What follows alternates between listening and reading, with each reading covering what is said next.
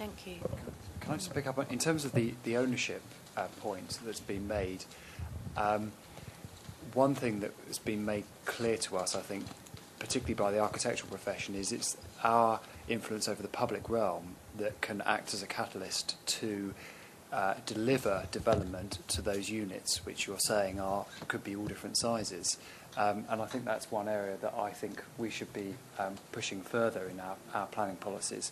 The other thing is that I think just in general terms, the retail, there are competing interests clearly here, but it's kind of, I'd say, it's a bit of a triangle that you've got the retailers' wants and desires, which are often quite set. You've got civic responsibilities that we have, transportation, economic development, residential provision and things. And in between, you've got what everyone acknowledges is a world-class shopping area and something about the West End that makes it special. And I think that's where we need to focus as a planning authority in that middle segment, because that doesn't rule anything in or out. It just makes us kind of apply our minds as to why people come to that area, which is, after all, what we all want from this, both from a retailer, a developer, a resident, planning authority perspective. And I think that's probably what kind of links these competing things together. Okay, there's a gentleman over here. May I suggest that the Council looks long-term at changing shopping habits? With respect of what changes? I mean, you know that the Internet is undoubtedly changing the way how people will shop, and I feel that long-term, this is an issue which you may, like sort of futurologist, if I may say, you should take into account. And how would that influence our policy direction? Well, I think that there may be perhaps fewer shops. Okay, so possible contraction of... Yes, okay. But that is something, up to your officers to look into. Okay, thank you. Gentleman here. Can I pick up on a couple of themes that have been mentioned on behalf of people running and developing shops, but from the point of view of a consumer and resident? And particularly delighted to hear the gentleman from Savile Row, who happens to be sitting next to me. Variety is the key. You say in your handout that the West End is 5 times the size of Croydon. The last thing any consumer wants is 5 Croydons next to each other.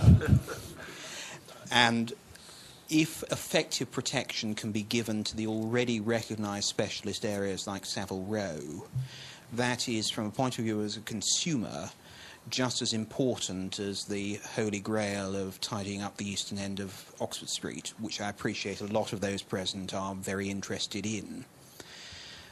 But I'd also invite the City Council in that regard to look more widely through the borough, because there are plenty of other areas which don't have official protection or recognition, where considerable centres of expertise and speciality have developed, and there is a limited recognition and protection of it.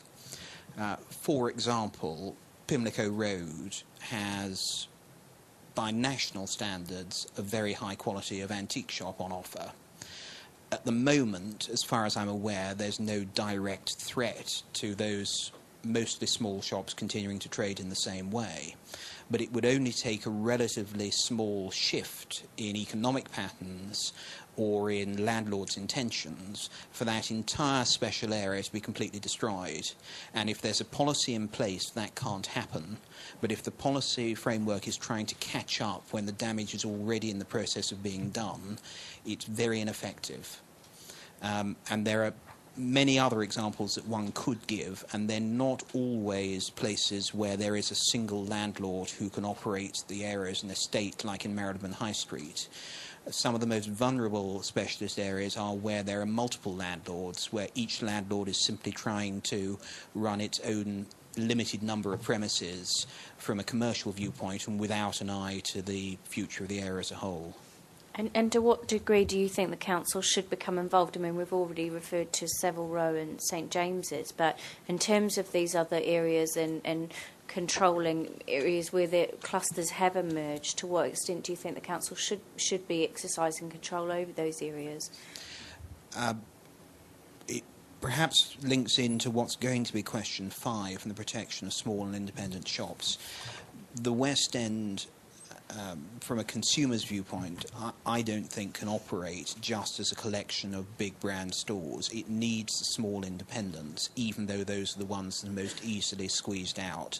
So if the West End is going to fight off the Blue Waters and the Westfields and to retain its special allure and to get people coming from across London nationally and internationally, it needs to offer the small independents even to the people who aren't going to them. It's the salt and pepper on the restaurant table. You may not use them, but they're there if you want them, and it gives a different feel to the shopping experience.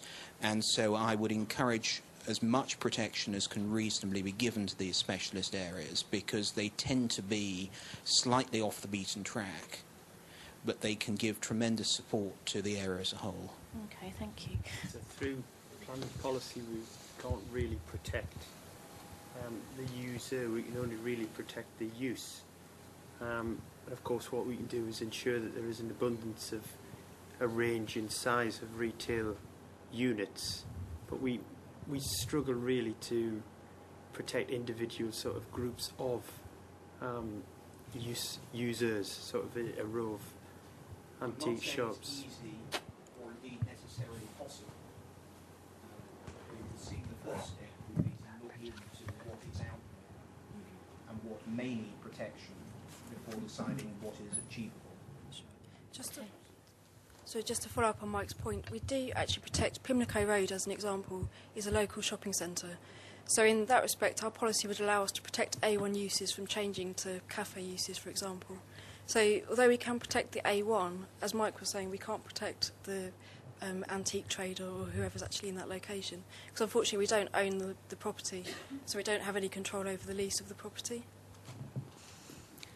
Can I, Keith? Yes, could I just pick up the last question about the West End and mix of shops? I mean, clearly, it's all too easy to think of the West End simply as three primary shopping streets, but walk 10 metres east of Regent Street and you're in Carnaby Street and the area developed by Shaftesbury over the past few years, where you have a wonderful collection of small independent shops which clearly reinforce the overall function of the West End.